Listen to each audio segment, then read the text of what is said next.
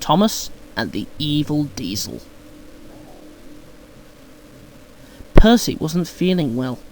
His joints ached and he couldn't breathe properly. The Fat Controller came with an inspector who examined Percy and made notes in a small book. When they had finished, the Fat Controller looked serious. You'll have to go to the works, Percy, he said. They'll make you better, but it'll be a long job. "Oh, look after my trucks," said Percy. "Toby can't do everything on his own." "He certainly can't," agreed the Fat Controller. "I shall borrow another engine." The only engine the other railway could spare was a diesel shunter. Duck was at the works when he heard an oily purring noise. He recognised the new arrival at once. "It's Diesel," he thought, and scuttled behind the shed. "What's he come back for?" he said crossly. "The Fat Controller sent him away in disgrace." The Fat Controller was cross too, but he needed another engine, and Diesel was the only one available. When Diesel reached the junction, Thomas was waiting with Annie and Clarabel. "Hello," said Thomas suspiciously. "You've come to help Toby, I suppose. Well, no tricks, mind." Diesel looked pained. "Tricks? What, me?" he asked smoothly. "I'm just delighted to be of assistance to you really useful engines again." "Good," replied Thomas shortly. "I'll believe that when I see it." Diesel pulled some trucks carefully to Farquhar, where Toby met him. "Oh," he said, "it's you, is it? Well, do your shunting, please, and then take these stone trucks to the harbour." Thomas and Toby made it clear to Diesel that they would stand no nonsense. Diesel listened, purring quietly. "Yes, Thomas," he said smoothly. "I understand, Thomas. Of course, Thomas." The trucks knew that the Fat Controller had once sent Diesel away for troublemaking. "Let's have some fun," they sniggered.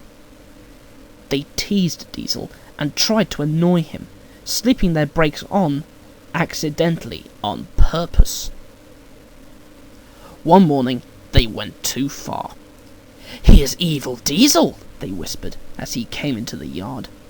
"Oily creature." "Yes, Thomas," they mimicked. "Of course, Thomas. Anything you say, Thomas." Diesel could stand no more. "Grrr!" he roared furiously. "I'll teach you!" He gave the line of trucks a sharp push, shooting them fast into a siding. The oldest truck, who was also the rudest, was at the front. Too late, he saw what would happen. "Ugh!" he screeched. "Help!" With a loud crash, he hit the buffers. For a moment, the oldest and rudest truck was squeezed between the buffers and the other trucks. Then both he and the buffers collapsed, and the broken pieces were pushed into the road. Diesel growled fiercely as he cleared up the mess. "Come on, you! Any more nonsense, and I'll squash you all flat, just like your friend." The Fat Controller was furious. "You will go back to the other railway as soon as I can arrange it," he thundered. When the Fat Controller had finished with him, Diesel was glad he was going home. A day or two later, Daisy was running downhill when she felt something warm and wet splashing her wheels. At the next station, she felt hot and her joints were stiff. "You've lost your oil," said her driver. "Bertie will have to take your passengers." Then Thomas arrived with Annie and Clarabel full of people on their way home from market. Thomas started confidently up the hill, but his wheels began to slip on Daisy's oil, and he slithered to a stop. Then, "Help! Help!" he whistled. "I'm slipping back!" Near the bottom of the hill were special points to divert runaway trucks off the line. Thomas could not stop his heavy train from pulling him downhill towards these points. Clarabel's back wheels were directed off the line. They sank firmly into the mud, and Thomas stopped. That's torn it, said the guard. He helped the passengers back to the station. Diesel was waiting at the next station, pulling his last train before going home in disgrace. He sniggered slightly when he heard about Thomas. "Serves him right," he said. Then Diesel remembered that while Thomas was blocking the single line, he couldn't get past. The trucks tittered as he pushed them crossly into a siding. "Bother," thought Diesel. "I shall have to help or I can't go home." He set off to the rescue. At the oily place he stopped, before creeping carefully forward until he could be coupled to Thomas. Meanwhile, workmen had put sleepers under Clarabel to make a slope up to the line.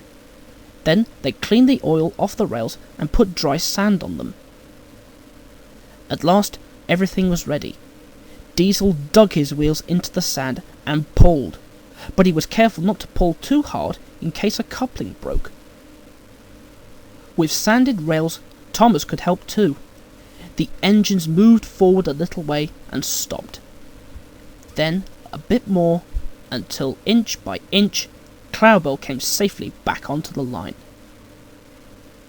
Clarabel was unhurt, so they went back for the passengers. Then, using plenty of sand, both engines pulled the train up the hill. "Thank you, Diesel," said Clarabel. "You were splendid." Diesel began to feel sorry that he was going home. Clarabel asked the Fat Controller to forgive him, and now everyone hopes Diesel will come again. Diesel hopes so too.